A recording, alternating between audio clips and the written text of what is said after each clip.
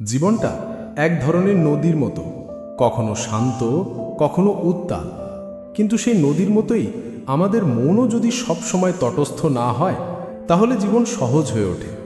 আজকের এই ব্যস্ত শব্দে ভরা পৃথিবীতে একটু নীরবতা, একটু থেমে যাওয়া, একটু ভেবে দেখা, এইগুলোই আমাদের সত্যিকারের শান্তির দিকে নিয়ে যায়। মানুষের মন সব সময় কিছু না কিছু চাইতেই থাকে, আরও টাকা, আরও সাফল্য, আরও সম্মান। কিন্তু শান্তি আসে তখনই যখন আমরা যা আছে তাতে সন্তুষ্ট হতে শিখি, যখন আমরা বুঝি জীবনের প্রকৃত সৌন্দর্য কোনো বাহ্যিক প্রাপ্তিতে নয়, বরং আমাদের অন্তরের শান্তি ও ভালোবাসায়। রাতে যখন আকাশে তারা জ্বলে, পাখিরা যখন দিনের শেষে ঘরে ফেরে, হাওয়া যখন ধীরে ধীরে গাছের পাতায় দোল তোলে, এই সব কিছুই যেন বলে তোমার জীবনটা আসলে অনেক সুন্দর। শুধু একটু মনোযোগ দাও, একটু থেমে শোনো। যে মানুষ তার অন্তরের সঙ্গে শান্তিতে থাকে, তার বাহিরের দুঃখ কিছুই করতে পারে না।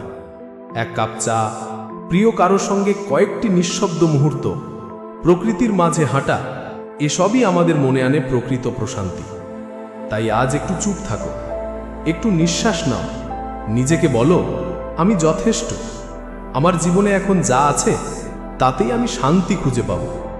কারণ শান্তি বাইরে নয়, শান্তি তোমার নিজের ভিতরেই আছে।